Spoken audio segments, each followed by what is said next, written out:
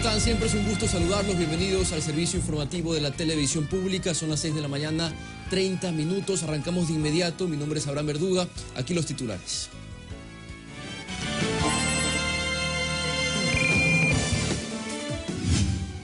El presidente de la República entregó nuevos vehículos policiales para Guayaquil e inauguró una casa de acogida. El vicepresidente Jorge Glass recorrió Portoviejo y Manta, donde constató el avance de la construcción del nuevo hospital del IES.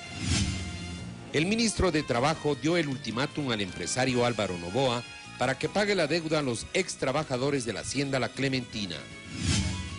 En lo internacional, en Venezuela, la oposición entregó al CNE el pedido para iniciar la recolección de firmas para activar el referendo revocatorio de mandato del presidente Nicolás Maduro.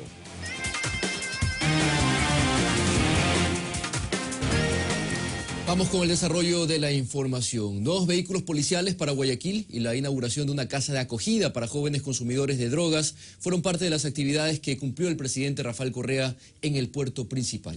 Les mostramos. Los jóvenes rescatados del oscuro mundo de las drogas y sus familias fueron invitados especiales a la inauguración de la nueva casa de acogida Libertadores. Ven en ella una oportunidad para retomar su vida alejados de las drogas. Incluso con esto vamos a fomentar a la comunidad que sigan un tratamiento y que traiga algo donde ellos pueden salir adelante.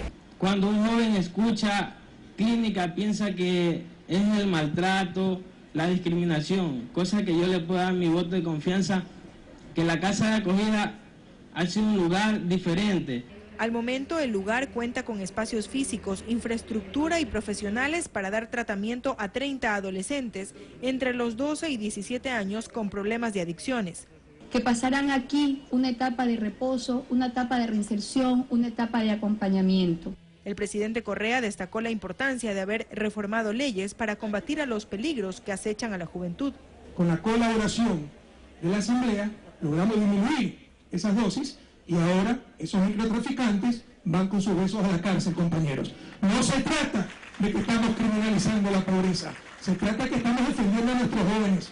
La labor policial también se ve reforzada en la urbe.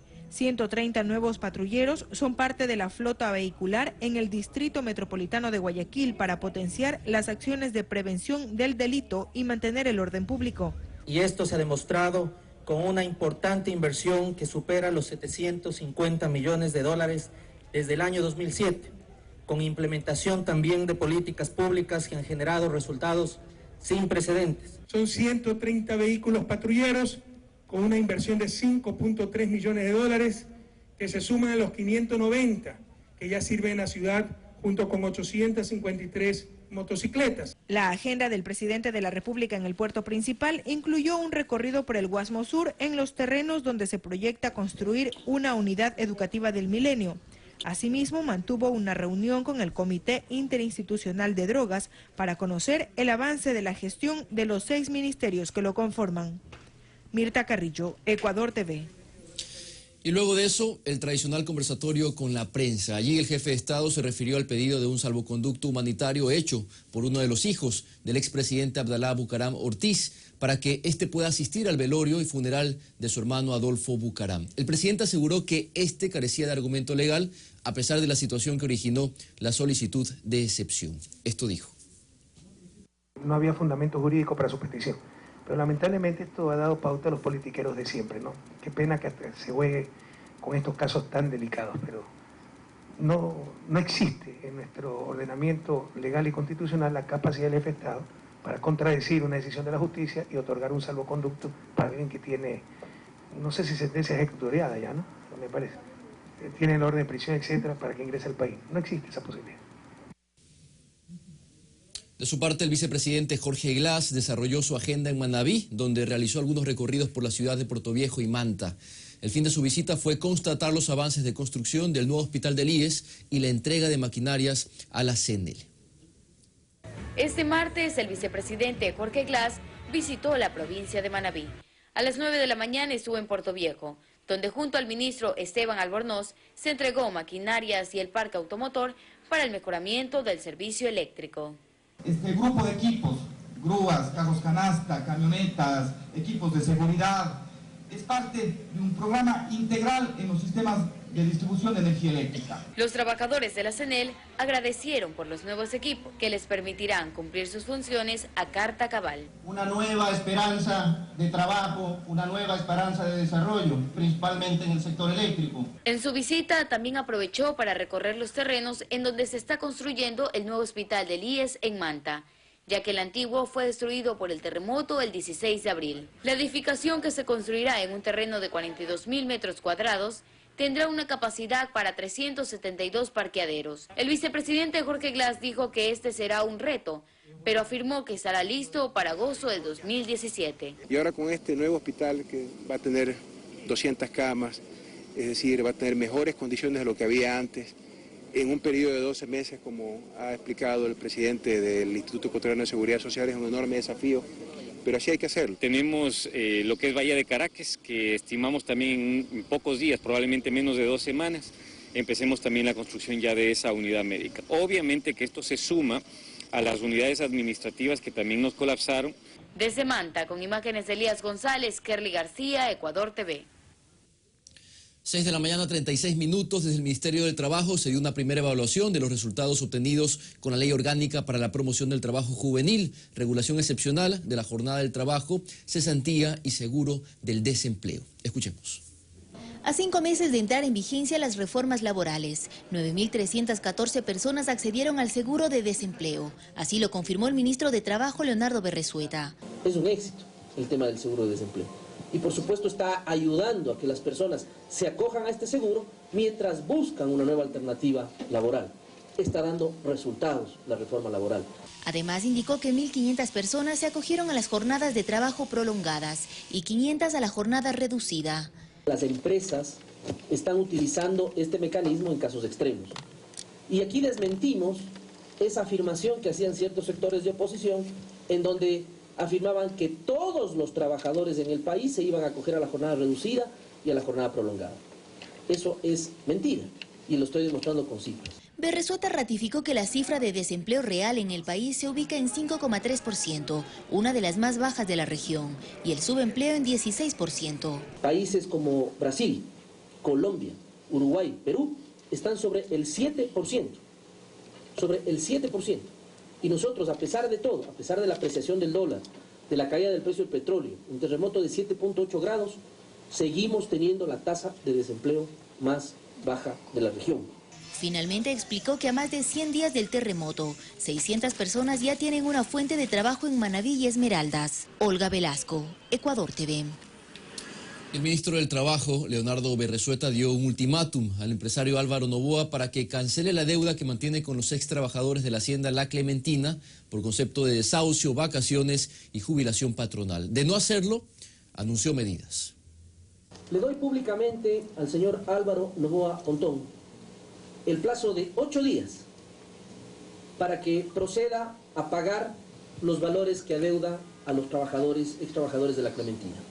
Cerca de 4 millones de dólares. Le damos públicamente 8 días de plazo para que proceda al pago de estos valores. De no hacerlo, inmediatamente el Ministerio del Trabajo procederá con la ejecución y el remate de los 64 bienes que se encuentran a disposición del Inspector del Trabajo y de igual manera a la retención de los dineros. Nos vamos a Cuenca, donde se firmó el convenio para el inicio del proyecto ensamblaje de vehículos alemanes Volkswagen. Esta firma generará 5.000 plazas de empleo, mientras que la empresa continental General Tire presentó su nueva llanta deportiva. Les mostramos. Con la presencia del ministro de Comercio Exterior Juan Carlos Casinelli, se dio la firma de convenios entre la empresa alemana Volkswagen y Fisum S.A. Cuenca.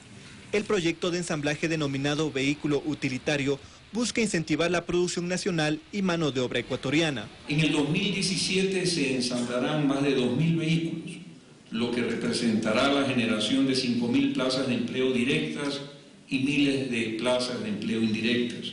Los directivos de la empresa alemana quieren convertir al país en un socio importante en la nación. Fue una decisión sumamente elaborada y basada en el potencial que vimos en este país. El futuro de este proyecto solamente dependerá de cómo logremos consolidarlo de que la mano de obra ecuatoriana demuestre su calidad y motive incrementos de producción. En un futuro, se piensa expandir este convenio desde el 2018 hasta el 2024, con una producción de 120.000 unidades. Continuando con la inversión extranjera, la empresa Continental General Tire, que tiene al momento 1.300 trabajadores, presentó su nuevo producto que se lanzó al mercado.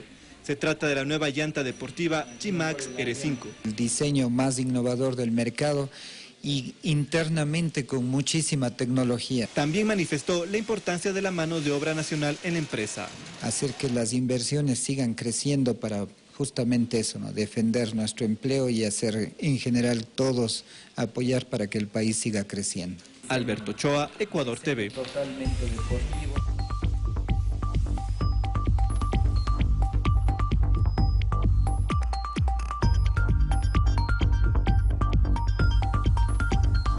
Los preparativos para la conferencia Hábitat 3 que se realizarán en Quito este octubre próximo avanzan según lo planificado. Así lo aseguran los coordinadores del evento. Uno de los puntos del encuentro de miles de asistentes será el Ágora de la Casa de la Cultura, el cual tendrá una apariencia similar al Pleno de la Organización de las Naciones Unidas. Veamos. Hace 3 meses el techo del Ágora de la Casa de la Cultura ecuatoriana estaba sucio y roto. Hoy el cambio se nota, pues su cubierta está a punto de quedar como nueva. Con capacidad para 4.500 personas desde su inauguración en la década de los 80, de lo que se conoce en pocas ocasiones se le ha dado mantenimiento. Paulo Meneses, administrador de la obra de readecuación del edificio de la Casa de la Cultura, dice que para la conferencia Hábitat 3, que se desarrollará en Quito entre el 17 y 20 de octubre próximo, el Ágora se convertirá en una sede internacional de primer nivel. Como las Naciones Unidas de Nueva York, una réplica parecida a esa. Y asegura que este lugar quedará como nuevo, gracias a una serie de obras. Por delegado, por país, serán alrededor de 4 personas.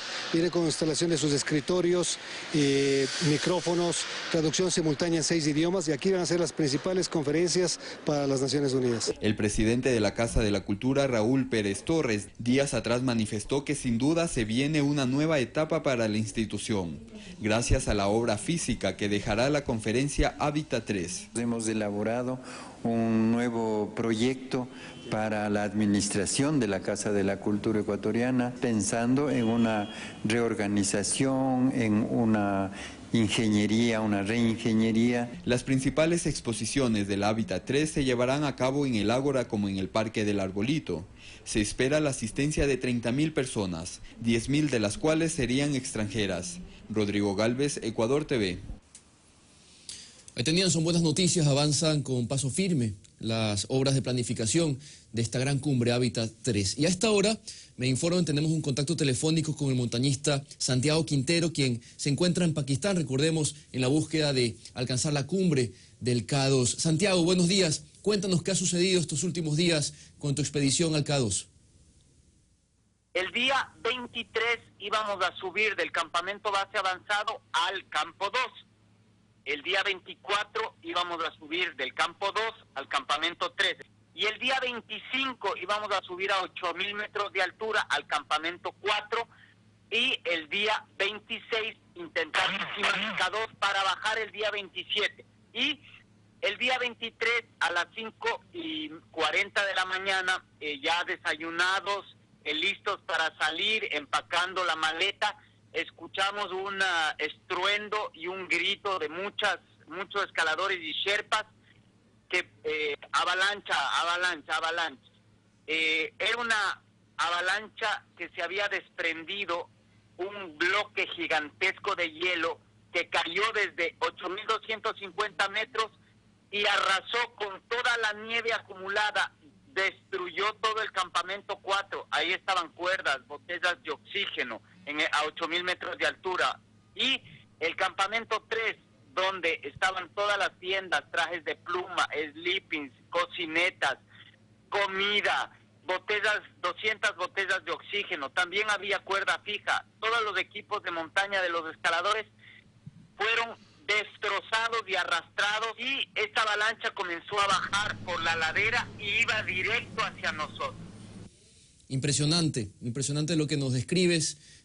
Este solo contacto ya constituye un milagro. Pudiste haber perdido la vida en ese momento, Santiago. ¿Qué sentiste al momento de la avalancha? En ese momento, pues, tuve mucho miedo de morir. Vi la muerte muy de cerca porque no tuve tiempo de ponerme los zapatos y salir de la tienda. Fue muy rápido todo. Y la avalancha a 200 y 150 metros de golpearnos tuvo un desvío. Se chocó contra como una barrera, una arista de roca, y se desvió la gran parte de la avalancha hacia el lado izquierdo, y la parte más pequeña nos llegó como una ráfaga de nube, una nube de polvo blanco que duró más o menos 1 minuto, nos barrió y nos llegó en las carpas. No sabíamos nada porque los sherpas que estaban en el campamento 2 pensábamos que todos habían muerto. Los escaladores que estaban en el campo 2 pensábamos que habían muerto, entonces esperamos 10 minutos, llamamos desesperados en la radio, nos contestaron después de 10 minutos y tuvimos el gran alivio de que no había arrasado el campamento 2. A las 2:30, 3 de la tarde, recibimos una llamada de radio en la que los sherpas estaban a 7.300 y 2 sherpas estaban subiendo a 8.000 metros para comprobar qué había pasado, y la noticia era devastadora. La noticia era que todo el campamento 3 había sido barrido, no había nada. Esto no nos permitía continuar, no teníamos equipo, no teníamos grupo, no teníamos tiendas, no teníamos nada. Teníamos que realmente retornar al campamento base y ver qué va a pasar. En ese momento, una de las noticias más difíciles, la montaña decidió que este año nadie la suba, y pues la expedición al K2 del día 23 de julio a las 3 de la tarde se canceló. Y bueno, después de esta dura experiencia, ¿no?, y el tener que cancelar el ascenso al K2, cuéntanos cómo te sientes anímicamente, Santiago. Pues yo tengo muchísimas ganas de colocar el eslogan All You Need is Ecuador en la cumbre del K2. Tengo muchísimas ganas también de subir a la cumbre y lograr este sueño sin oxígeno. Me entrené 3 años para este proyecto, muy duro, estaba muy fuerte, me encontraba muy bien, gracias a Dios, pero lamentablemente la montaña decidió que no. Estamos seguros que este no será el último intento para llegar a la cumbre de esta gran montaña. ¿Qué mensaje finalmente les quieres dejar a los ecuatorianos que te están escuchando en este momento, Santiago? De ver esto como una gran oportunidad, dar un mensaje de esperanza a los ecuatorianos, dar un mensaje de motivación, de perseverancia, de fortaleza, los grandes sueños, dicen los atletas de las Olimpiadas, una medalla olímpica no se consigue a la primera, cuesta muchos años de trabajo. Un K2 no se consigue a la segunda, así que vamos por un tercer intento, vamos con mucho ánimo. Un abrazo a toda la gente que me ha apoyado, me ha escrito en las redes sociales, a todos los amigos que se han pronunciado a través de la página web, y a todos los ecuatorianos igual, muchas gracias por su apoyo. Gracias a ustedes, ¿no?, a Ecuador TV, a Radio Pública, a estos medios maravillosos que han apoyado esta expedición. Santiago Quintero, un abrazo fuerte a la distancia. Estaremos esperándote a tu regreso para que nos cuentes más detalles de esta expedición que lastimosamente no te permitió por esta ocasión alcanzar la cumbre. Vamos de inmediato con más información, temas internacionales.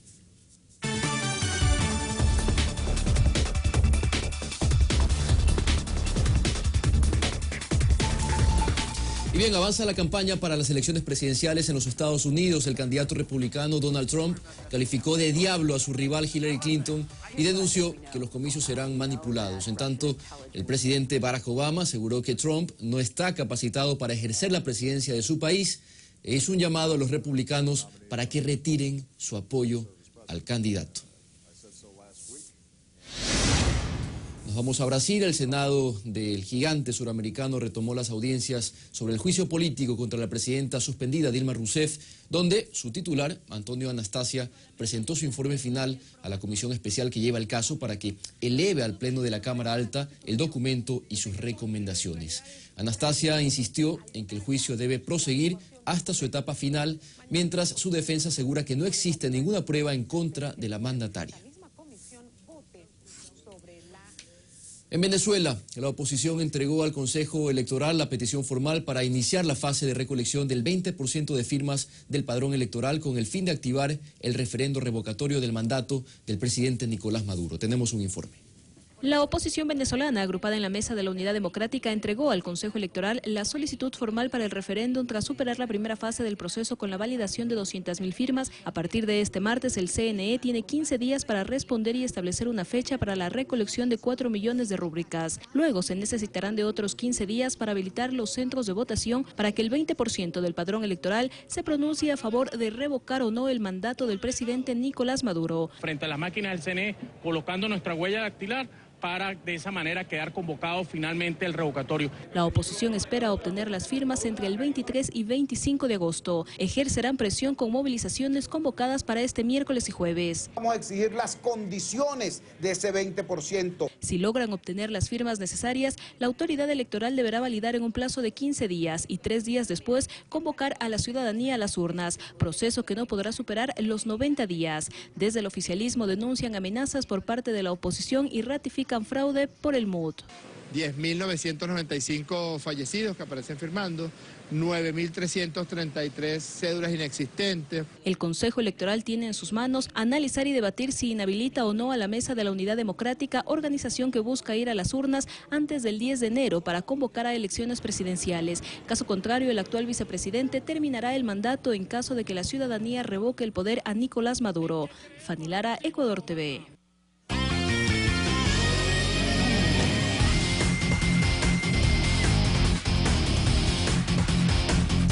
Faltan 8 minutos para las 7 de la mañana y ya es momento de los deportes. Diego Valencia nos acompaña. ¿Cómo estás, Diego? Bienvenido, buenos días. Muy bien, muchas gracias, Abraham. Un abrazo para ti. Bienvenidos todos a la información deportiva a esta hora, con la que iniciamos el día en Noticias 7. Pongan atención, porque lo que viene a continuación es la presentación de Alexis Mendoza, el nuevo técnico de Independiente del Valle, el flamante subcampeón de América. Él promete títulos, no solo trabajo, porque está prácticamente a la altura de un equipo grande del contexto a nivel sudamericano por todo lo conseguido últimamente y también por el proceso que viene desarrollando o que estuvo desarrollando al mando del profesor Pablo Repeto. Viene de dirigir hasta julio de este año al Junior de Barranquilla, equipo con el que consiguió un título y con el que también estuvo disputando otro, una final que perdió frente al mismo Atlético Nacional que ganó la Copa Libertadores de América. La promesa de Mendoza y por supuesto lo que ha ocurrido para su contratación nos enteramos a continuación.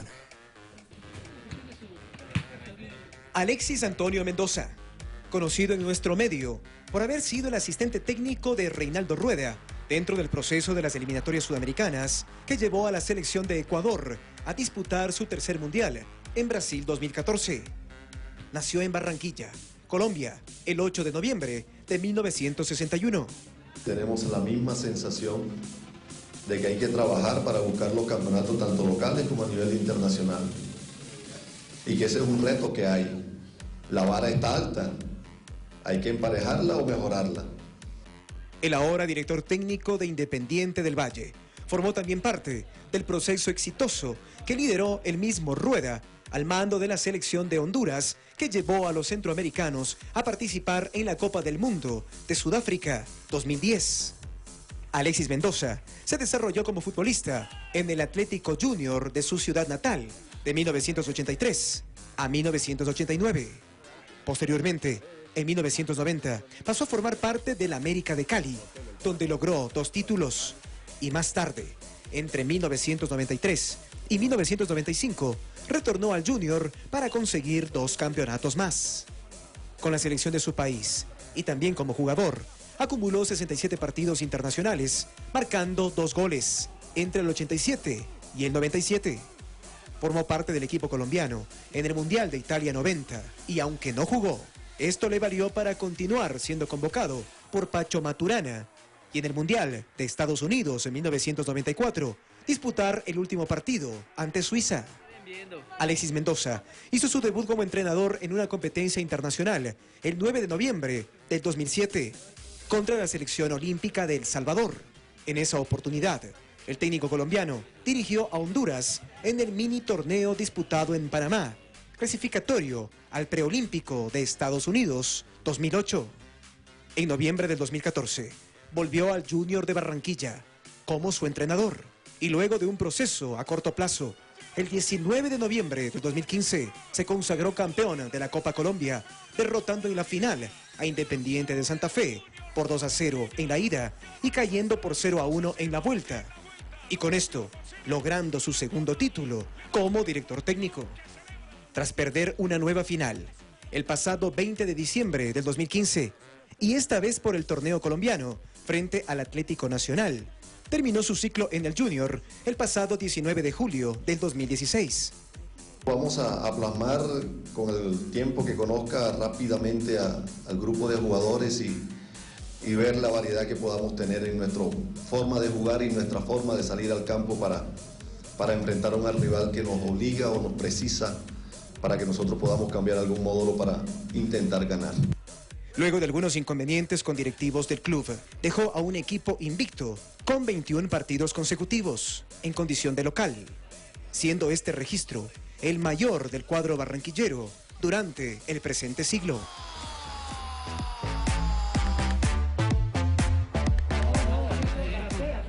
Con rostros de camaradería y al mismo tiempo conscientes de la responsabilidad que hoy tienen al frente de Independiente del Valle, fue presentado la tarde de este martes el nuevo cuerpo técnico encabezado por el colombiano Alexis Mendoza. El flamante cuerpo técnico que estará compuesto por Alexis Mendoza como entrenador y director técnico del Independiente del Valle, el señor Carlos Araujo como asistente técnico, el señor Alexander Acosta como preparador físico y el señor Germán Rodríguez como preparador físico también de la institución.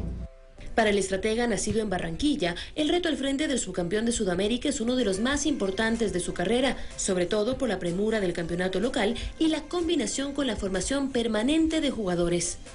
Para nosotros es un reto profesional, pero un reto profesional muy bonito, por lo que está ganando Independiente a nivel internacional y por lo que nosotros aspiramos a que gane a nivel local.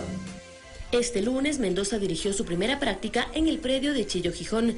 En principio, su contrato está establecido hasta diciembre del 2017.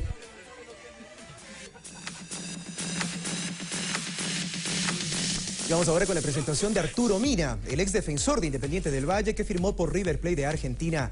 Aquí están las primeras imágenes de su entrenamiento en el predio de Ezeiza, la pretemporada de River, que empezó con el inicio de semana y ya el Rey Arturo, como le llaman, al defensor también de la selección ecuatoriana, se ha vinculado tratando de buscarse un sitio como titular al mando de el muñeco Marcelo Gallardo. ¿Qué fue lo que dijo Mina?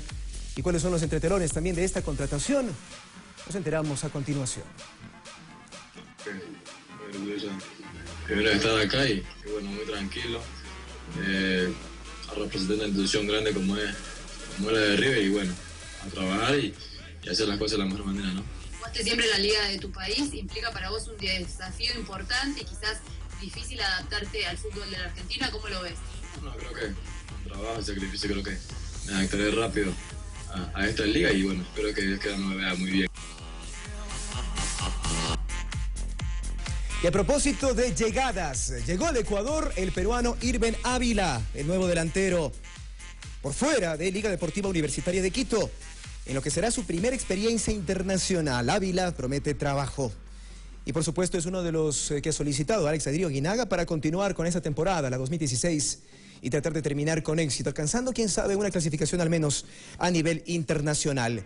El goleador de 26 años, reiteramos, en su primera experiencia internacional, procede del Sporting Cristal, el equipo cervecero de Perú. El atacante peruano, que ya firmó su contrato con Liga, también ha militado en los clubes de su país, Universitario y Sport Huancayo. Tiene buen pie, dicen, buena técnica, Es un delantero que va por fuera, tanto por derecha como por izquierda, y será uno de los que intente también formar parte del plantel titular del equipo dirigido por Alex Darío Aguinaga. Las reacciones de Irben Ávila, que luego de su llegada inmediatamente ya pasó los chequeos médicos. Las tenemos desde el aeropuerto Mariscal Sucre. Primero contento, sé a qué institución estoy viniendo, sé la situación por la que está pasando, así es que he venido a aportar, a poner mi granito de arena y a tratar de mejorar las cosas aquí con el equipo.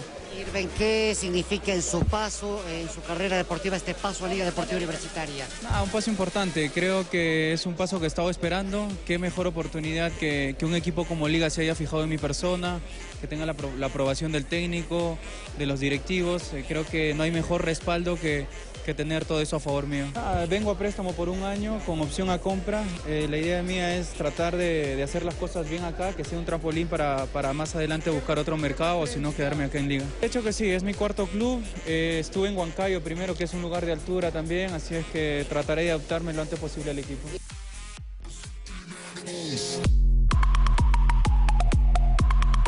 A propósito de la próxima inauguración de los Juegos Olímpicos en su edición 2016, que se realizará por primera ocasión en Sudamérica, en Río de Janeiro, para ser exactos, reiteramos, este próximo 5 de agosto, la cadena de noticias EFE realizó una animación digital.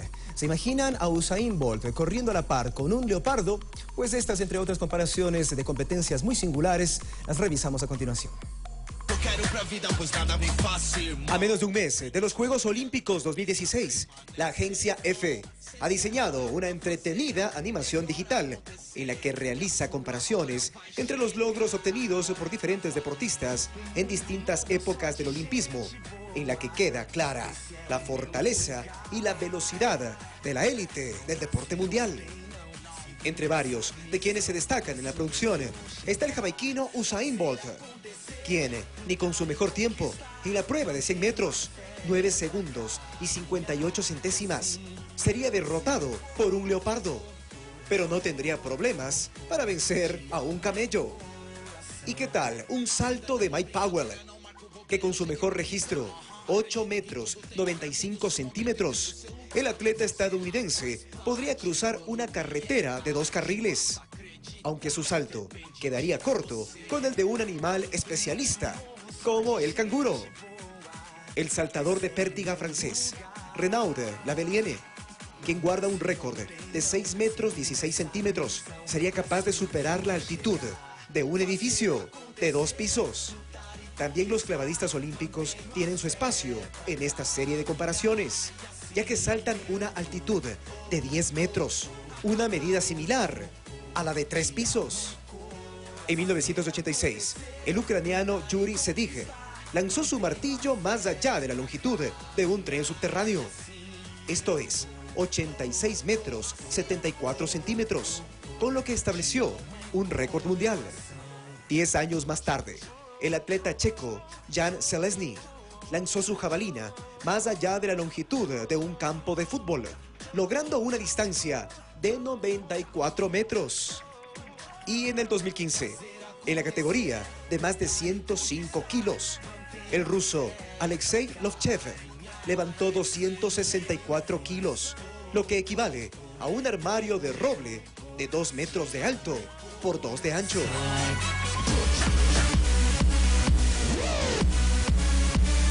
Hasta aquí los deportes en esta primera entrega, pero prometemos volver más adelante con información acerca de la selección sub-17 y también la selección sub-20. Los equipos tricolores que se preparan para sus distintas competencias a nivel sudamericano y que se reunieron nuevamente ayer en la casa de la selección para un nuevo proceso de entrenamientos. Un abrazo para ti, Abraham.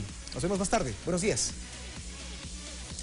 Gracias, Diego. Vamos de inmediato a hacer una pausa. Al regreso ya viene Carlos Rabascal con las entrevistas y bueno, después de eso, lo prometido, más noticias y deportes. Quédese con nosotros.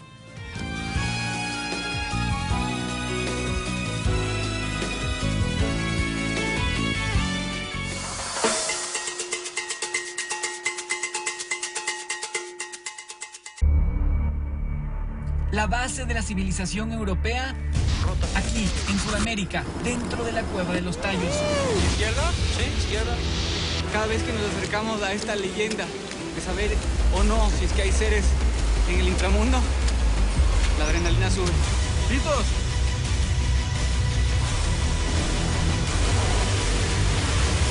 Vamos en busca de la leyenda de los seres del inframundo.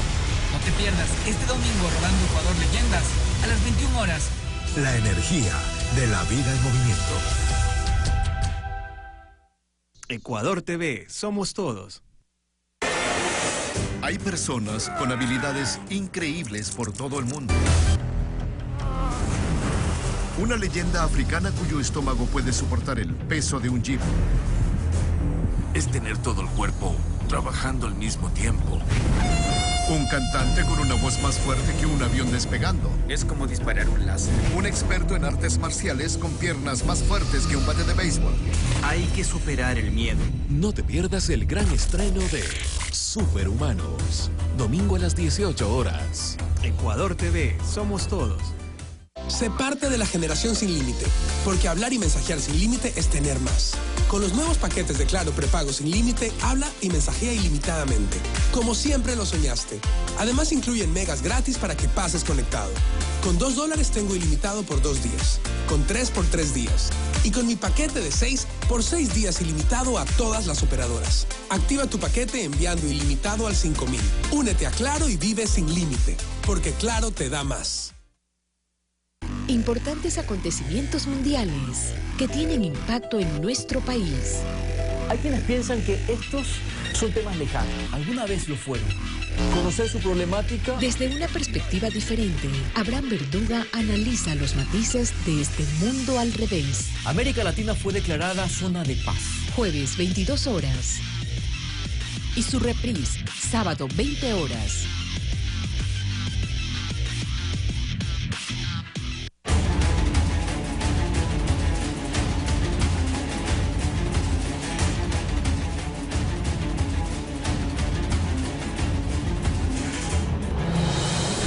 Bienvenidos a Pensamientos Críticos, amigos televidentes, en este día miércoles 3 de agosto. Por cierto, gracias por la sintonía de ayer en Pulso Político y por los aportes.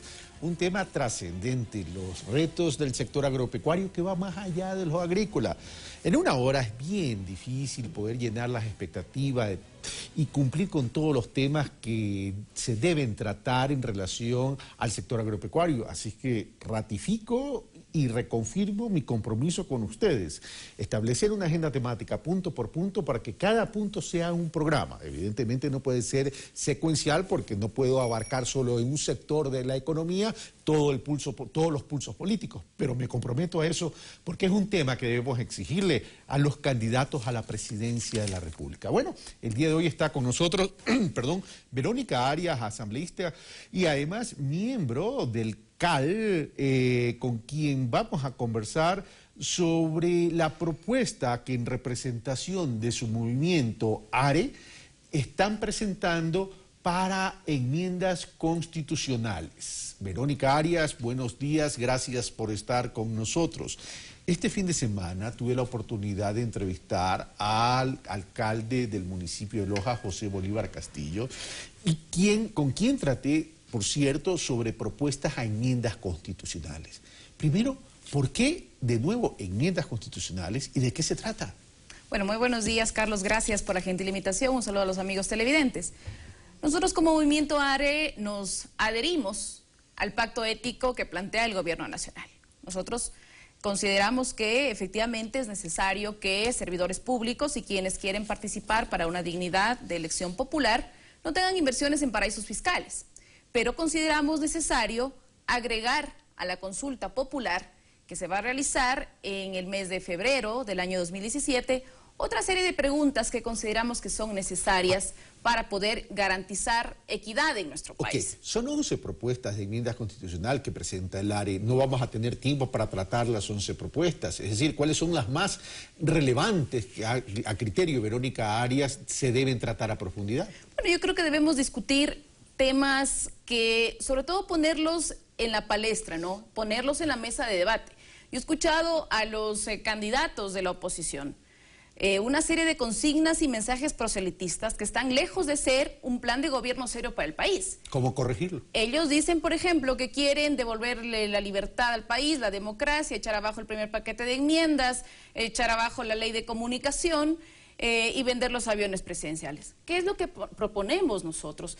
Que sea necesario debatir por parte de quienes quieren ser candidatos a la presidencia de la República y candidatos a legisladores. Primeramente, debatir sobre el fondo partidario. El artículo 110 de la Constitución de la República señala que el Estado debe asignar fondos a las organizaciones políticas, sean estas movimientos o partidos políticos. Nosotros consideramos que se debe eliminar el fondo partidario porque las organizaciones políticas pertenecen a la sociedad, no pertenecen al Estado. ¿Cómo se financiarían los partidos o movimientos u organizaciones políticas entonces? Bueno, las organizaciones políticas, el artículo 110 también señala que se financia con el aporte de sus afiliados, con el aporte de sus adherentes. Pero además, para garantizar una participación equitativa en los diferentes procesos electorales, el Estado deberá realizar una cobertura de costos, tener una cobertura estatal de costos para que en el 25% de los espacios de los diferentes medios de comunicación se puedan promocionar los planes de gobierno y las hojas de vida de los candidatos. Respondería al proceso electoral, pero le pongo la experiencia de Colombia, es decir, eliminando el fondo partidario y permitiendo a los partidos políticos u organizaciones políticas que capten fondos del público, llamemos así, de simpatizantes, se corre el riesgo de la injerencia de las corporaciones empresariales en la política y además del narcotráfico, como sucedió en Colombia. A ver, pero hay que tomar en cuenta primeramente que las organizaciones políticas no pertenecen al Estado, sino a la sociedad. Entonces, las organizaciones políticas sirven para poder captar la opinión de los ciudadanos hacia la toma de decisiones electorales o plebiscitarias. Perfecto, le suscribo aquello. ¿Cómo neutralizamos el riesgo? Bueno, ahí tiene que haber un control por parte del Consejo Nacional Electoral del gasto que realizan las organizaciones políticas, pero no que el Estado les asigne un fondo hacia a las organizaciones políticas, porque además estaría en contradicción con el artículo 108 de la Constitución, que señala que las organizaciones políticas son instituciones no estatales. Entonces, como organizaciones que no pertenecen al Estado, reciben fondos públicos. Más allá del financiamiento, que puede ser discutible y debatible, el tema es que las organizaciones políticas lo que se han transformado son en organizaciones de carácter electoral, porque en ausencia de las elecciones no hacen nada, no desarrollan pensamiento, no desarrollan temas ideológicos, no capacitan y no presentan planes de gobiernos o propuestas de gobiernos ideológicos. Totalmente de acuerdo. Y por ello... ¿Cómo reivindicar entonces por las ello, organizaciones partido políticas? Que no inscriba a sus candidatos dentro del ámbito electoral no podrá participar en las siguientes elecciones y tendrá que reinscribirse, porque hay muchos partidos o movimientos que se crean solamente para repartirse la troncha, pero no para aportar de manera ideológica y con un plan de gobierno serio al país. Ok, ¿qué otro punto tenemos? Bueno, también consideramos necesario que se disminuyan el número de legisladores. ¿Cómo es posible que en nuestro país, que tiene alrededor de 15 millones de habitantes, tengamos 137 legisladores? Un país, el país vecino, como el Perú, que tiene el doble de habitantes, 30 millones de habitantes, tiene menos legisladores que el Ecuador, tienen 130 legisladores. Entonces, eliminar los asambleístas nacionales, porque no tiene sentido que se discriminen entre asambleístas nacionales y provinciales, porque ambos tenemos la misma condición. Entonces, ambos somos legisladores de la República que representamos a nuestras provincias. Entonces, se crean asambleístas nacionales para, de alguna manera, aumentar la representación que tiene Pichincha y Guayas en el Parlamento ecuatoriano, porque la mayoría de legisladores nacionales pertenecen a estas provincias. Entonces, se plantea eliminar los asambleístas nacionales y también los asambleístas del exterior y tener una menor cantidad de legisladores en el Parlamento ecuatoriano. Relacionada a equidad territorial, ¿ese es el punto? Efectivamente, porque se está proponiendo que exista un legislador por cada provincia y uno adicional por cada 200.000 habitantes. Vamos a un tema que creo que es importante y que ustedes plantean dentro de la propuesta que ya se presentó. Soy escéptico de que el CAL le pare bola a estas propuestas, sinceramente, pero bueno, en todo caso... Fue presentado justamente el día de ayer, el día de ayer, sí, en la Asamblea Nacional para que lo trate el Consejo de Administración Legislativa. El otro tema tiene que ver con las prefecturas. Ustedes plantean un cambio en el sistema de elección de la prefectura en el sentido de que los prefectos o los gobiernos autónomos provinciales sean elegidos por el electorado rural y ya no urbano. A ver, las prefecturas se han convertido en alcaldías paralelas y concentran su trabajo en las capitales provinciales, porque efectivamente ahí está concentrado la mayor cantidad de votos. Entonces, descuidando el trabajo que deben realizar en el sector rural, con competencias constitucionales importantísimas como el riego, como la vialidad rural, como el fomento productivo. No solamente pasa en mi provincia de Loja, pasa en la mayoría de provincias del Ecuador, que los prefectos trabajan en las capitales provinciales. Entonces, se plantea que los prefectos efectivamente sean electos por el padrón rural, y también que nuevamente tengamos la figura de los consejeros provinciales, un consejero por cada cantón electo. O sea, volver a la figura del consejero, es decir, ya no serían los alcaldes quienes forman el consejo provincial. ¿Eso no sería un poco romper una sintonía de lo que requieren los alcaldes con la provincia? Pero luego de que se plantea que los prefectos sean electos por el padrón rural, necesitamos que ese trabajo tenga sintonía con la ruralidad y que tengan un consejo provincial integrado con representantes de cada uno de los cantones. ¿A criterio del ARE, entonces, que los alcaldes sean los consejeros fue ineficiente? A ver, sobre todo porque el prefecto o los prefectos, los consejos provinciales, trabajan en el sector urbano como una alcaldía paralela.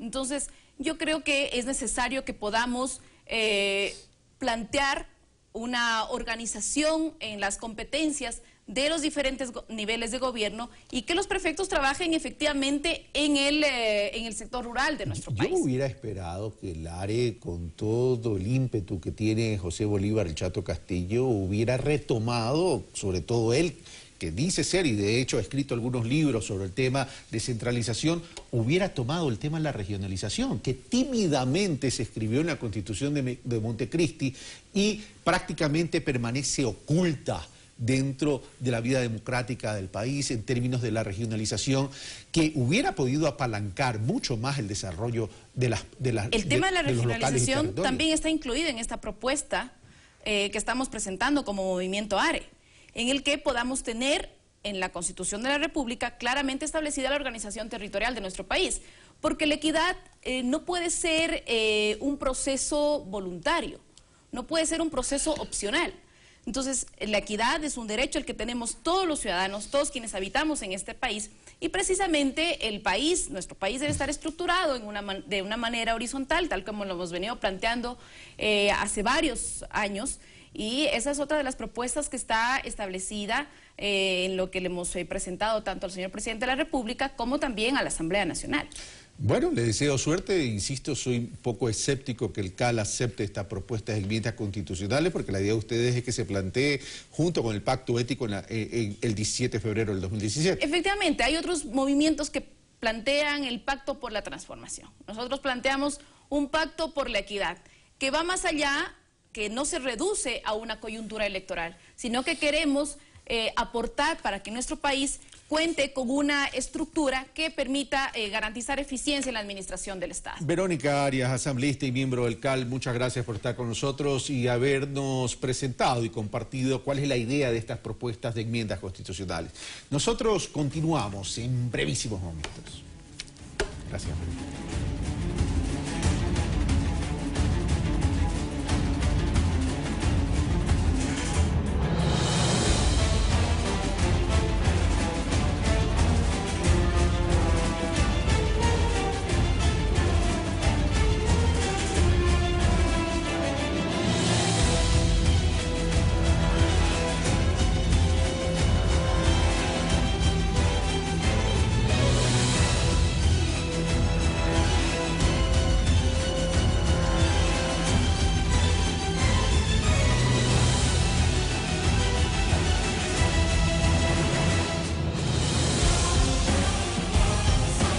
Bueno, continuamos, ya tenemos la presencia de Javier Flores Aguirre, analista político, con quien vamos a conversar.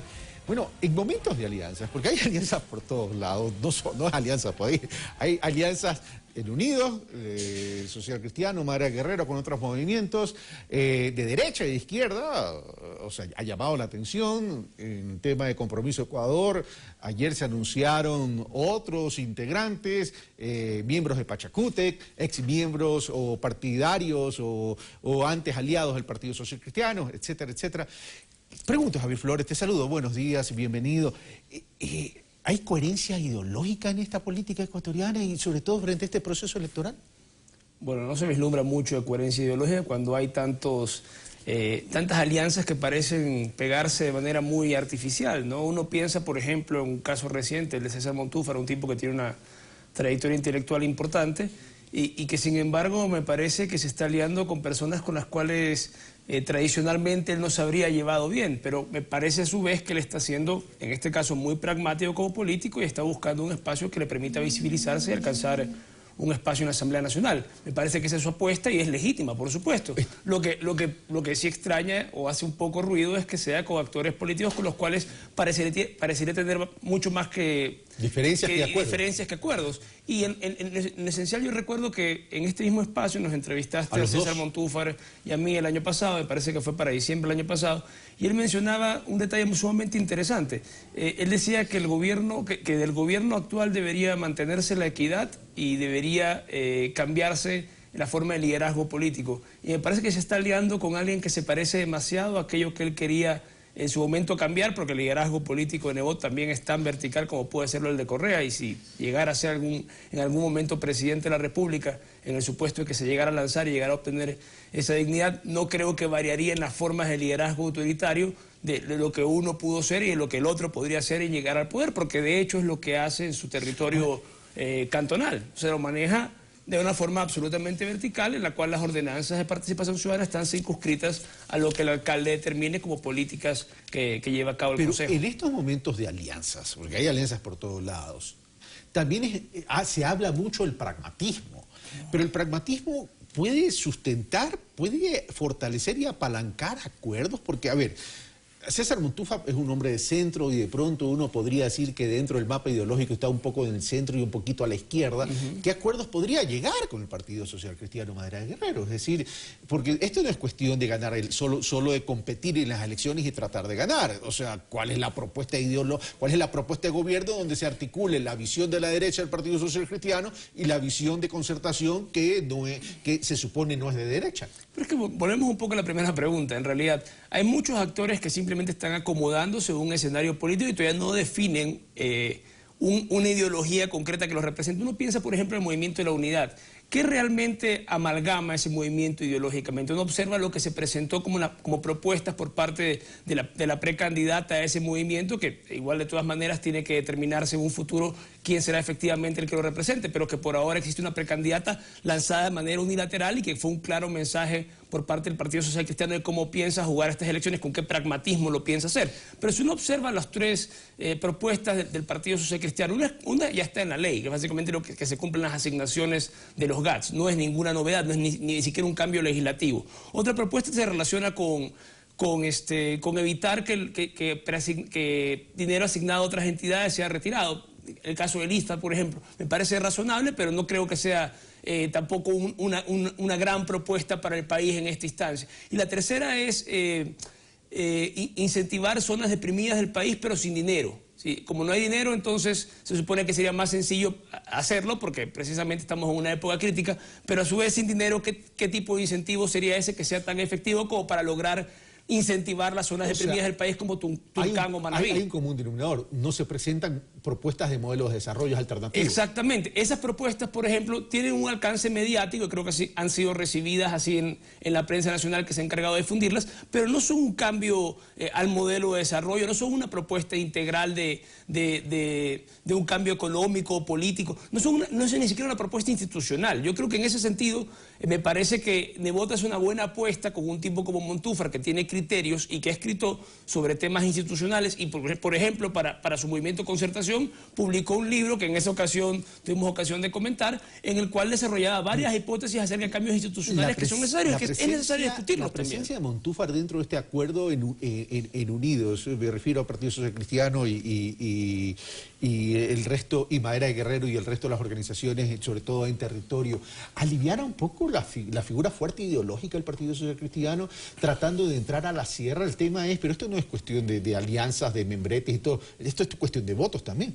Bueno, fortalece el concepto de la unidad porque trae a gente que viene desde un área distinta a la tuya, desde una historia distinta a la tuya. Incluso Montúfar escribió un libro en los años 80 sobre el gobierno de Febres Cordero, que supongo muchas de las afirmaciones que él en aquel entonces hizo no serán del agrado del alcalde de Nebot del día de hoy, que fue básicamente un delfín del expresidente Febres Cordero, políticamente hablando. Entonces, en ese contexto tendría muchas más diferencias que acuerdos, como tú bien apuntaste, pero creo que al mismo tiempo fortalece el concepto de unidad porque es una persona que viniendo de otro borde sabe que compartiendo en ese espacio tiene más chances o más visibilidad para alcanzar un espacio político. En este caso creo que pesa un pragmatismo muy razonable de querer llegar a un espacio de poder para poder seguir haciendo cosas en el universo político, porque si no estás luego en la Asamblea Nacional y Montúfar queda por fuera, por ejemplo, ¿qué sería Montúfar durante todo ese periodo de tiempo según un espacio desde el cual tener cómo articular sus ideas? Lo cual significaría entonces que Montúfar estaría apuntando también a poner miembros de su organización dentro de la lista de asambleístas para tener cierta presencia. Yo creo que tendrá un cierto margen de negociación, pero creo que también un zorro viejo de la política como Nebot sabe perfectamente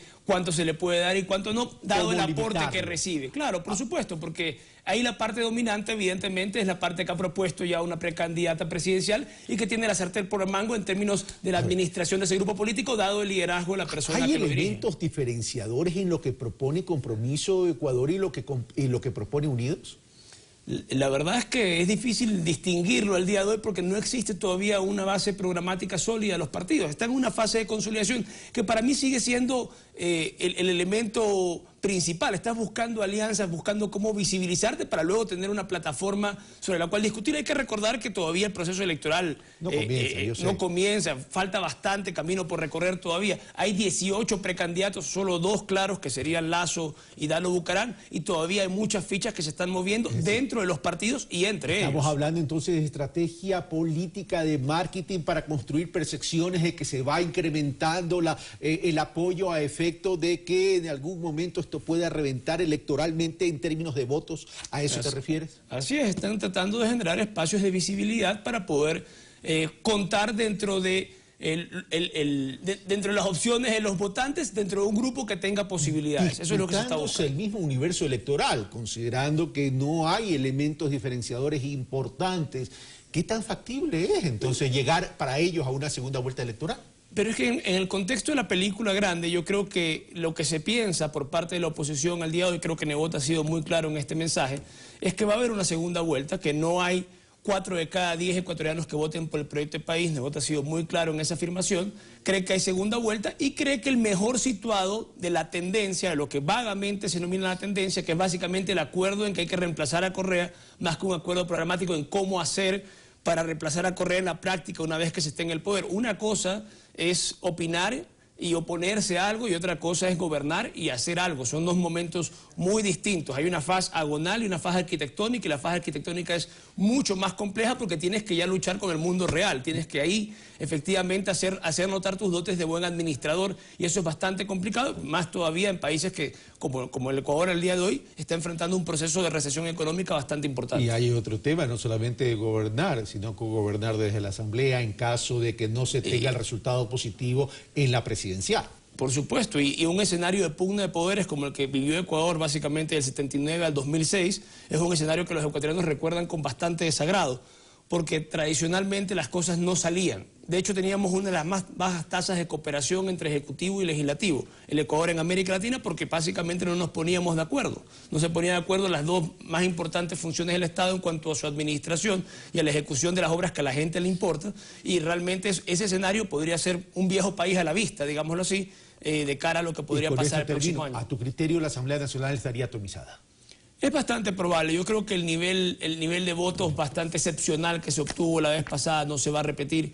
Va a haber bastantes más organizaciones políticas disputando espacios, y eso va a atomizar ciertamente la votación y va a generar espacios que ojalá se resuelvan de la mejor manera en el marco de discusiones y debates democráticos, pero eso es algo que realmente nuestra cultura política no nos autoriza a pensar. Soy escéptico, pero ojalá. Ojalá. Javier Flores Aguirre, muchas gracias como siempre, qué gusto tenerte acá. Encantado. Esto fue Pensamiento Crítico, soy Carlos Rabascal, sigan en la sintonía de Ecuador TV.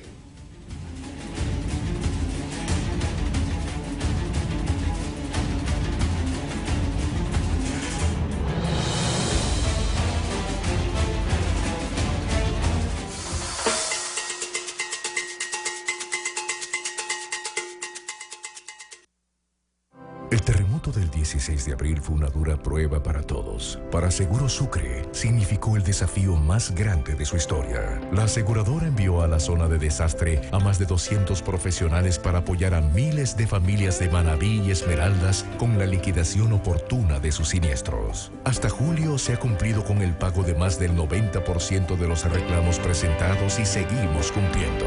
Se han entregado más de $60 millones, demostrando así que es la aseguradora más sólida del Ecuador. 100 días después del terremoto, más de 7,000 familias reconstruyen sus viviendas. Seguimos comprometidos con la reconstrucción. Seguro Sucre, más seguros que nunca. Fusionamos pasillos con técnica lírica y surgió esto. Yo sé que estos rosales se mutearán. Soy esclavo de la libertad, aero libre como el viento, como el gallinazo. Así suena Manabí, hoy 20 horas. Ecuador TV, somos Manabí.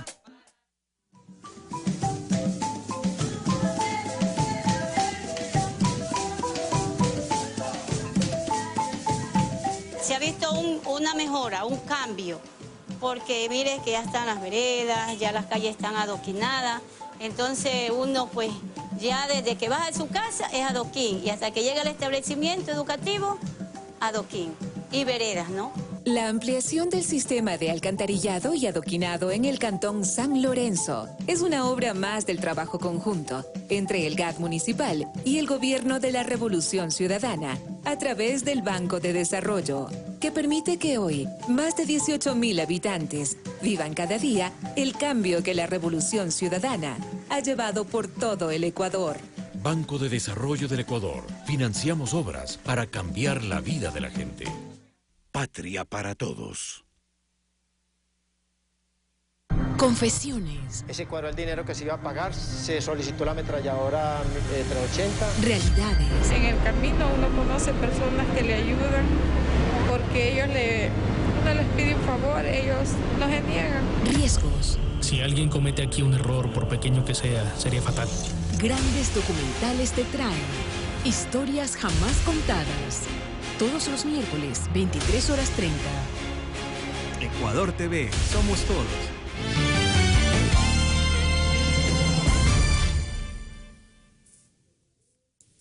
¿Cómo están? Siempre es un gusto saludarlos. Bienvenidos a una nueva ronda de noticias de la televisión pública. Mi nombre es Abraham Verduga. Arrancamos de inmediato con los titulares.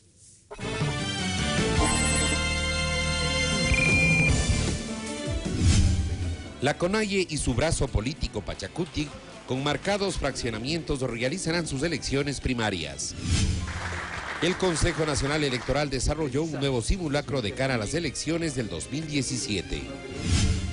El colectivo Rafael Contigo Siempre anunció que hasta la fecha se han recogido el 98% de firmas para una posible reelección del primer mandatario.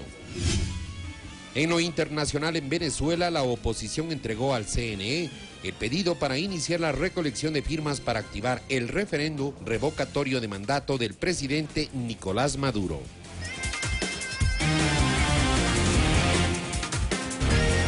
Son las 7 de la mañana, 33 minutos, una hora menos en Galápagos y empezamos de inmediato con el desarrollo de la información. El colectivo Compromiso Ecuador, liderado por Guillermo Lazo, presentó 20 nuevas adhesiones. Entre ellas destacan Fanny Campos, ex coordinadora de Pachacutic, y Enrique Herrería, ex asambleísta social cristiano. Aquí el reporte. El evento fue público. La ceremonia, que la presidió el banquero Guillermo Lazo del Movimiento Creo y de Compromiso Ecuador, se realizó en un hotel de la capital. En este espacio, Fanny Campos, la nueva integrante de dicho colectivo y ex coordinadora de Pachacutic, consolidó lo que en ocasiones anteriores intentó hacerlo desde el movimiento indígena. Mi decisión personal es apoyar a Guillermo Lazo. Yo soy muy de izquierda, pero de una izquierda tolerante, de una izquierda comprometida con el país, no de una izquierda que no mira que hoy necesariamente el país tiene que buscar salidas. Sus acercamientos públicos con la derecha aún en filas de Pachacutic fueron evidentes. Primero en abril de 2015, cuando por intermedio de Campos, Guillermo Lazo junto a los políticos Fernando Villavicencio y César Montúfar, así como militantes de Sociedad Patriótica, se sentaron en la misma mesa y participaron en una reunión para establecer alianzas. La cita fue en la propia sede del movimiento indígena. Para oponernos a la reelección indefinida. Algunos tendrán miedo de lo que hemos hecho hoy. Otro intento fue en enero pasado. Fanny Campos llamó a una reunión de unidad entre partidos de oposición, acción por la que fue cuestionada desde el interior de la Conaya y la Ecuarunari. ¿Desde cuándo acá Caperucitas Rojas juegan con el lobo? ¿Desde cuándo acá? Otro nuevo integrante de Compromiso Ecuador y que apoyará al banquero es Enrique Herrería, ex asambleísta social cristiano. Además fue la presentación de otros miembros como alcaldes y concejales de Madera de Guerrero, Avanza, entre otros.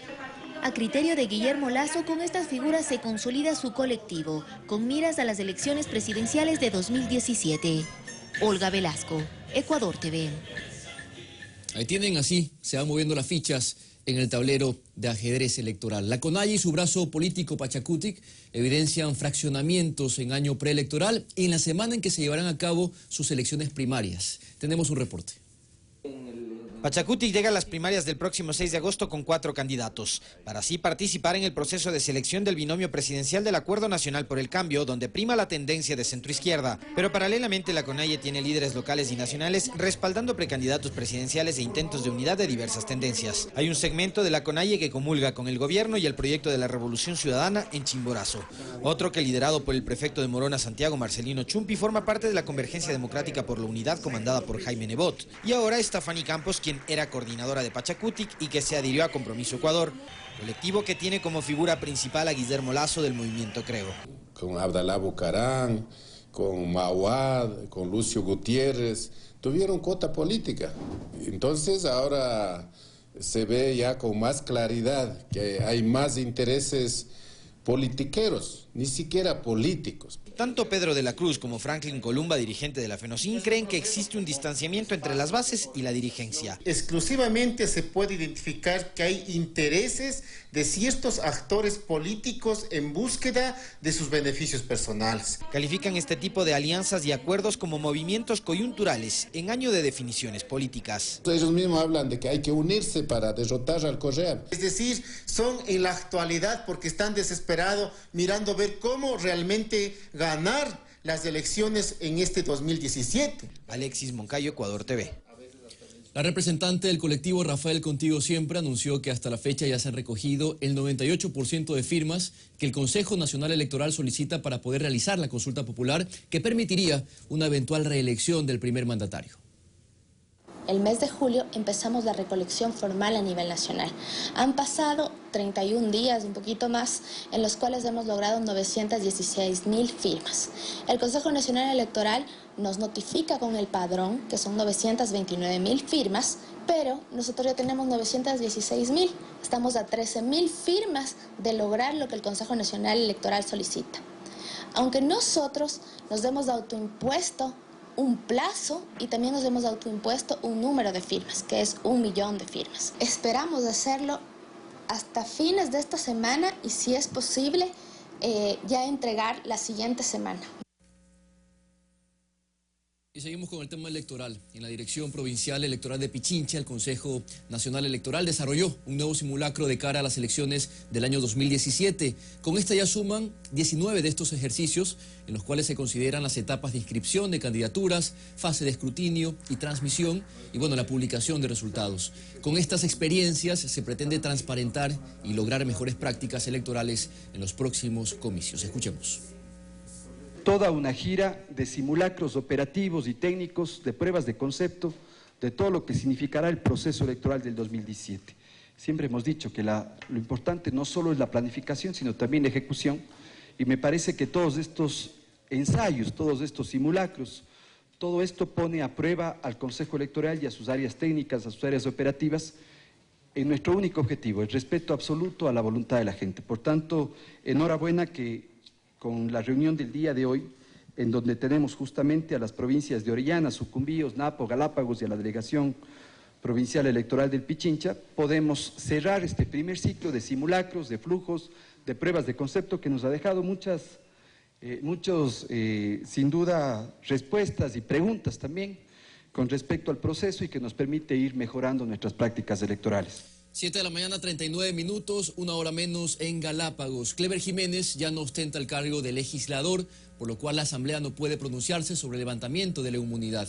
Ese es el criterio de varios asambleístas con respecto a la providencia emitida por un juez, el juez Jorge Blum, sobre su situación. Veamos. Como extemporánea, así califica Ramiro Aguilar la providencia del juez Blum, que solicita la autorización de la Asamblea para enjuiciar a Clever Jiménez por supuestamente haber hackeado las cuentas de correo electrónico del presidente Correa. Clever Jiménez en este momento no es asambleísta, no se le puede quitar algo que no tiene. O sea, la inmunidad parlamentaria es un atributo de un parlamentario. Clever en este momento no es parlamentario. Para Virgilio Hernández, de las filas del Movimiento País, la Asamblea sí puede pronunciarse al respecto, pero simplemente para aclarar cuál es la situación actual del exasambleísta Jiménez. En ese caso, la Asamblea tendrá que contestar que ya no se puede pedirle a la Asamblea que establezca un pronunciamiento sobre eso, sobre una persona que ya no tiene esa condición de legislador. Pese a que el presunto delito del que se lo acusa se lo cometió cuando aún era legislador, se cuestiona sobre el hecho de que si Jiménez lo hizo o no en ejercicio de sus funciones como parlamentario. Que este mismo tipo de delitos son delitos comunes y no son, digamos, en este caso no prevalece y no cabe la inmunidad parlamentaria. Sin embargo, ante el pedido formal de la Corte Nacional de Justicia, el Consejo de Administración Legislativa se reunirá para tomar una decisión. Eso ocurrirá la próxima semana. Pero eso lo analizaremos, no hay una resolución al respecto, recordemos que tenemos 30 días para contestar. Cabe mencionar que la decisión de la Corte Nacional de Justicia está motivada en un pedido de la Fiscalía General del Estado. Alexis Moncayo, Ecuador TV. El Pleno de la Asamblea Nacional debatió las reformas a la Ley Orgánica de la Función Legislativa. Rosana Alvarado, de Alianza País, propone la reestructuración de las comisiones. El argumento de Alvarado, quien integra la Comisión de Régimen Económico y Tributario, es que se modifiquen nombres y temáticas de las comisiones, incluso de acuerdo a la carga de trabajo y los temas que abordan. Aquellas que tienen los nombres de participación ciudadana, de derechos colectivos, de acuerdo a la Constitución, tratan temas que son transversales, que se discuten en cada una de las comisiones, aunque no sean llamadas de esa manera. Joana Cedeño, presidenta de la Comisión de Participación Ciudadana, que se encargó de tramitar al menos 11 propuestas de reformas, informa que en estas se incluye un mecanismo progresivo de sanciones a los legisladores que no asistan a trabajar. La no asistencia de los asambleístas hasta un 40%, hablaríamos de una sanción mensual, de la remuneración mensual de hasta un 60%, luego si esto se reitera por segunda ocasión, hablaríamos de una suspensión del cargo a asambleístas por el periodo de 30 días. Para evitar casos como el de la legisladora Esperanza Galván, que ha cobrado parte de su salario pese a estar privada de libertad por investigaciones, se propone un mecanismo mediante el cual el alterno asuma el cargo de forma temporal o definitiva, dependiendo la situación. Cuando un asambleísta es privado de libertad, automáticamente, sin necesidad de excusa, el alterno asume durante el tiempo que dure la privación de libertad. En la oposición mantienen el criterio de que se amplíe la capacidad fiscalizadora del Parlamento. Para darle primero más independencia y autonomía a la Asamblea Nacional. Otra observación que llegó desde las filas de la oposición es que en el segundo debate sea el Pleno de la Asamblea y no el legislador ponente quien decida sobre la pertinencia de acoger o no modificaciones de última hora. Alexis Moncayo, Ecuador TV. Son las 7 de la mañana, 43 minutos. Hasta el 10 de agosto, la Unión Nacional de Educadores deberá presentar los requisitos que exige la ley para mantenerse como organización sindical. Según el Ministerio o el Ministro de Educación, Augusto Espinosa, su presidenta asegura que todo ha sido entregado. En mayo de 2014, la Unión Nacional de Educadores intentó posicionar una directiva y registrar sus estatutos incumpliendo los requisitos legales, asegura el ministro de Educación, Augusto Espinosa. Hace más de 2 años se le respondió indicando que tenía que cumplir una serie de requisitos legales para que se pueda registrar su directiva. El intento de registro en mayo no cumplía siquiera con sus propios estatutos. Explica que el 20 de julio de 2016 nuevamente se le solicitó regirse a lo estipulado en el reglamento para el funcionamiento del Sistema Unificado de Información de las Organizaciones Sociales y Ciudadanas. Tanto la UNE como todas las organizaciones no gubernamentales que están incumpliendo con la ley. Rosana Palacios, presidenta de la UNE en defensa de la organización, dice que en el mes de mayo de este año se desarrolló un Congreso Nacional en el cual se reformaron estatutos y que el 30 de junio se enviaron para su registro junto a los nombres de la nueva directiva elegida. Nos reciben el 30 de junio en el Ministerio de Educación el pedido. Ahí está toda la documentación que le hacía falta. En cajas les entregamos. La representante del gremio sindical de maestros cree que todo se trata de un intento de disolver a la organización y que responderán en la fecha debida a sus alegatos. Que nosotros vamos a responder en el marco de defensa de los derechos a libertad de asociación y libertad de organización. Ante esta acusación, el ministro Espinosa cree que está en manos de la UNE mantenerse en el margen de la ley. Si es que cumple con los requisitos de ley, no va a tener ningún problema en el registro. Si no cumple, no tiene ningún privilegio. Sofía Montoya, Ecuador TV. Otro tema, el superintendente de la Información y Comunicación, Carlos Ochoa, respondió a la denuncia formulada por la ONG Fundamedios ante la Fiscalía al respecto de lo que, a su criterio, es una modificación en uno de los artículos de la Ley de Comunicación, con el cual se habría sancionado a algunas radios. El funcionario aclaró que no se ha realizado cambio alguno en la ley y que todo corresponde a un malentendido por un error de impresión en uno de los ejemplares de bolsillo, pero ya que los procesos se realizan remitiéndose al registro oficial, ningún medio de comunicación fue sancionado mediante esta herramienta de trabajo. Esto dijo.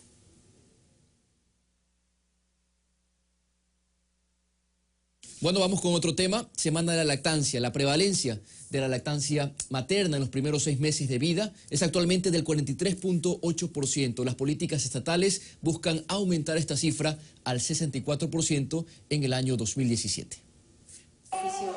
Un recién nacido debe recibir su primer alimento directamente del pecho de la madre antes de la primera hora de vida. Es que es el mejor alimento, tiene los mejores anticuerpos, es como una vacuna para los niños. Tiene carbohidratos, proteínas, minerales, vitaminas exactas para lo que el niño necesita. Sin embargo, y a pesar de que son ampliamente conocidos los beneficios de la lactancia materna exclusiva hasta los 6 meses, solamente el 43.8% de las madres toman esta recomendación, una cifra que se busca ampliar al 2017, según la ministra coordinadora de Desarrollo Social, Gabriela Rosero. Los hospitales, tenemos las maternidades, tenemos el talento humano de los centros de salud listos, preparados. Necesitamos más corresponsabilidad de madres, padres, de familia. Es una política pública por cuanto beneficia tanto al recién nacido como a la madre.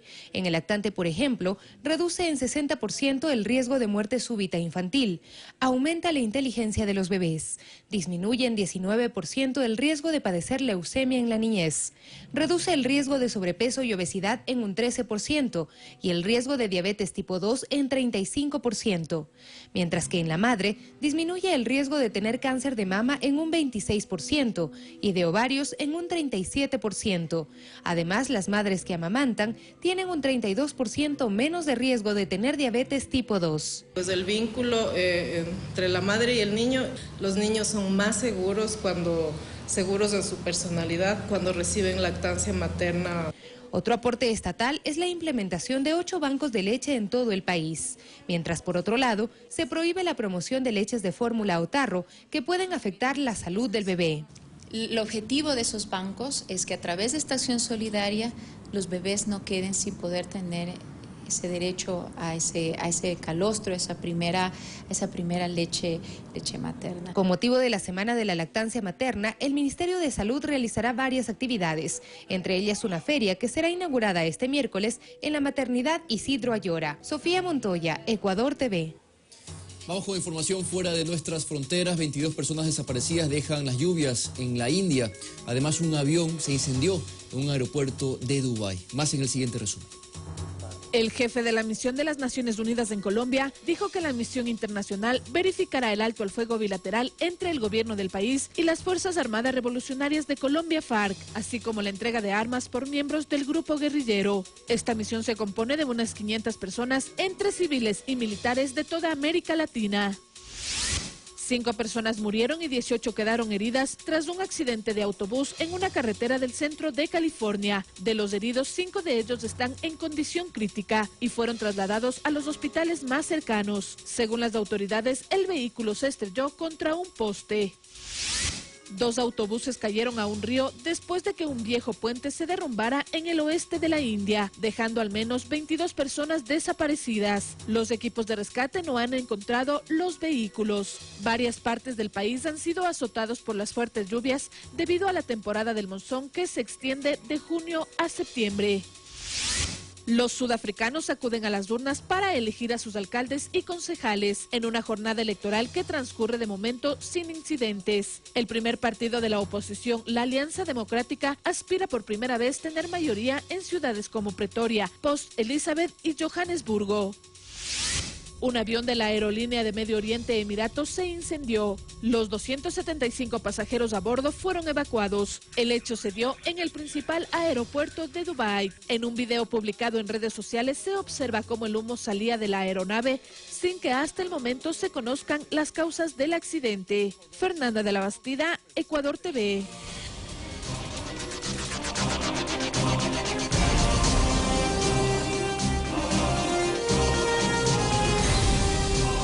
Y bien, faltan 10 minutos para las 8 de la mañana. De inmediato, todo lo que tiene que ver con las Olimpiadas. Diego Valencia, el pase es para ti, compañero.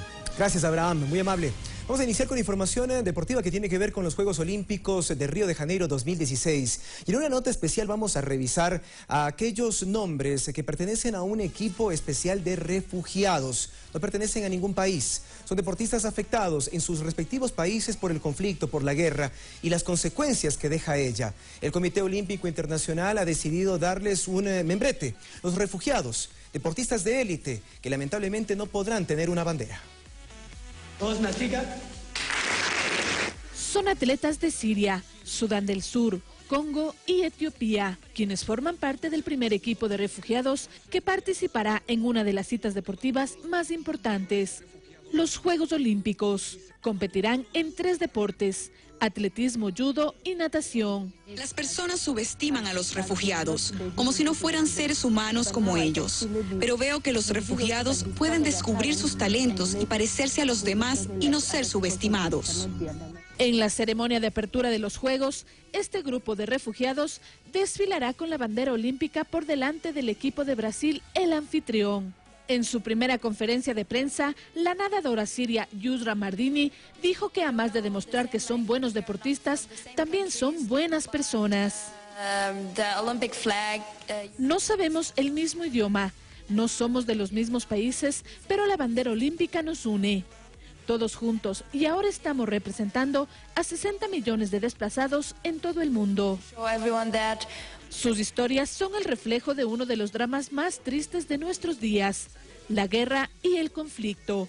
Y más allá del dolor y de la soledad, el deporte les vuelve a dar una nueva oportunidad de vida y demostrar que todo es posible. Están nerviosos, pero no podíamos quedarnos cruzados de brazos y dejarlos sentados en el campamento. Fernanda de la Bastida, Ecuador TV. Gracias, Fernanda. Excelente nota. Y estas son imágenes de la antorcha olímpica, que en esta ocasión fue llevada y entregada al alcalde de Río de Janeiro, en su ciudad, desde Grecia, en este velero. Hermosa, realmente. La imagen y, por supuesto, el detalle. Tras 3 meses de recorrido, la ciudad sede de los Juegos Olímpicos recibió la llama olímpica luego de 104 días, los que han tenido que esperar los brasileños para recibirla desde que fue encendida en Grecia el pasado mes de abril. En esta ocasión, reiteramos, un velero fue el encargado de llevarla encendida y entregada al alcalde de Río de Janeiro. Un día festivo a propósito de la recepción de la antorcha olímpica.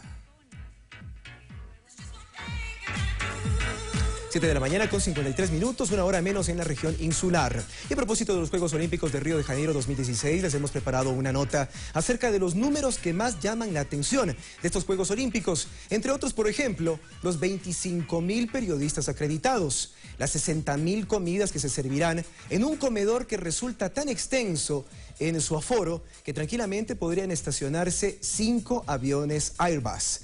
Esta, entre otras novedades de los números de los Juegos Olímpicos en la previa de su inauguración, nos enteramos a continuación.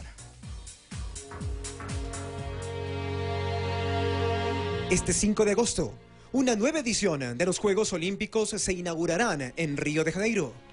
Es la primera vez que se celebran en Sudamérica y algunos números se destacan como los más sorprendentes. Muestras de las grandes cifras y datos importantes que debemos conocer. Y es que 17.000 deportistas formarán parte de esta edición de las Olimpiadas. Ellos pertenecen a los 207 países participantes, incluyendo por primera ocasión una delegación de refugiados. El Comité Olímpico Internacional suspendió la participación de Kuwait por reiterado tráfico de influencias, mientras que Kosovo y Sudán del Sur han sido reconocidos como nuevos miembros, con los que se podría batir un récord de países participantes. 7,5 millones de entradas, aproximadamente, han sido puestas a la venta. 25.000 periodistas han sido acreditados. 31 edificios de 17 pisos conforman la Villa Olímpica y los 3.604 departamentos que las forman serán vendidos a compradores particulares luego de la competencia. 60.000 comidas diarias serán servidas en la Villa Olímpica. Y es que tan grande es su comedor que prácticamente 5 aviones Airbus A308 entrarían cómodamente en ese espacio. 34.000 camas, 72.000 mesas, 100.000 sillas y 60.000 perchas para ropa forman parte del lugar en el que van a residir los deportistas durante los Juegos Olímpicos. 450.000 preservativos están previstos para ser repartidos entre 10.500 atletas, 41 cada uno. Es decir, 2 al día serán repartidos gratuitamente a través de máquinas expendedoras. 528 medallas estarán en juego. 306 serán de oro. Los hombres tienen más posibilidades de ganar una medalla, con 161 preseas, mientras tanto que las mujeres disputarán 136 medallas. 9 preseas de oro se disputan en deportes mixtos. Río de Janeiro desplegará unos 85.000 efectivos de seguridad debido al aumento de la amenaza terrorista y a la situación de inseguridad. Río de Janeiro, la ciudad del carnaval y ahora de los Juegos Olímpicos, cuenta con 6.453.652 habitantes, según su último censo, que se alistan a recibir a 500.000 extranjeros.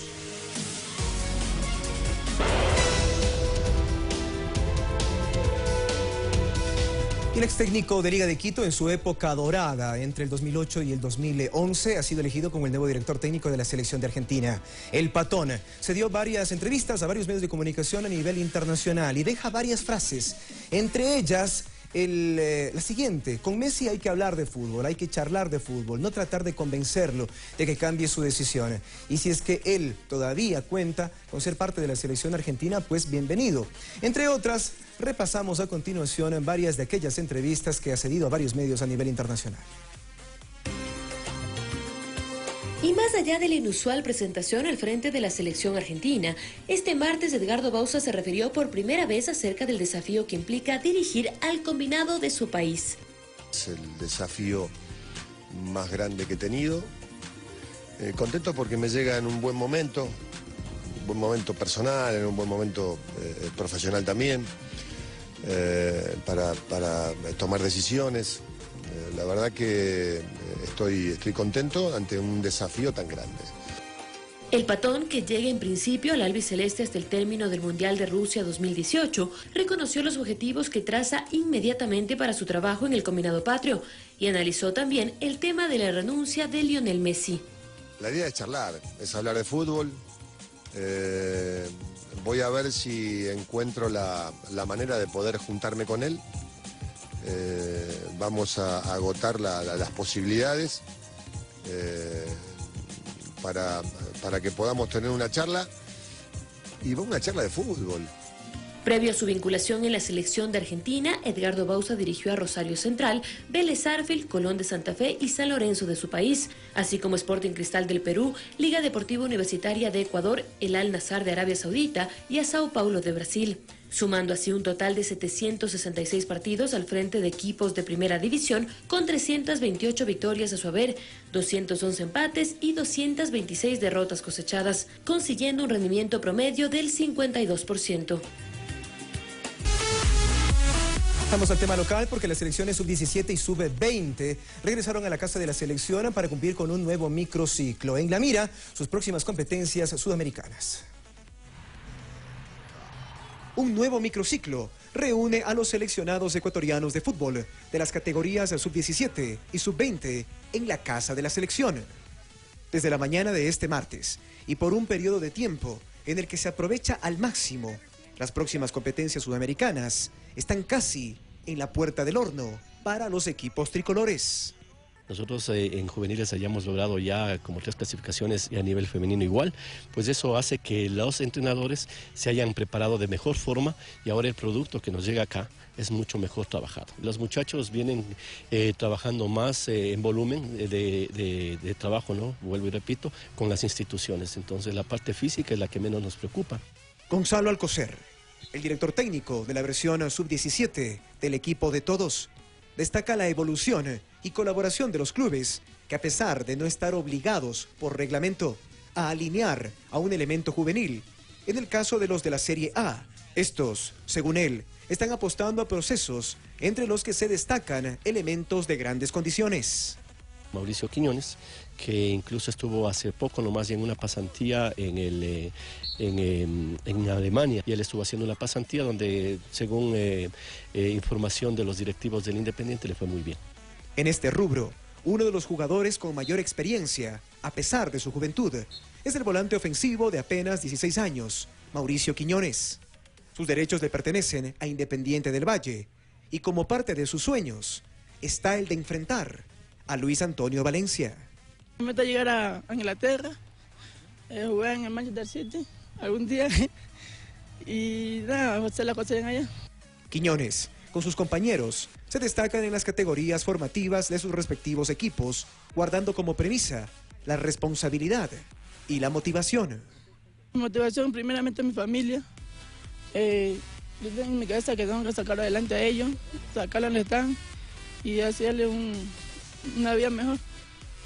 Los dirigidos por Alcocer, en el caso de la sub-17, y Javier Rodríguez, con el equipo sub-20, entrenan durante esta semana, cumpliendo así con una nueva etapa de su planificación. Estas y más novedades las volveremos a revisar hoy en el equipo de las 13 horas, con todos los detalles de la información deportiva. Abraham, un abrazo para ti y hasta una próxima oportunidad. Buenos días. Que tengas una excelente jornada, compañero. A las 13:45, otro servicio informativo. Por lo pronto hacemos una pausa. Al regreso ya se viene la comunidad. Guadalupe Ayoví se encuentra en la Universidad de Milagro. No se aparten, ya regresamos.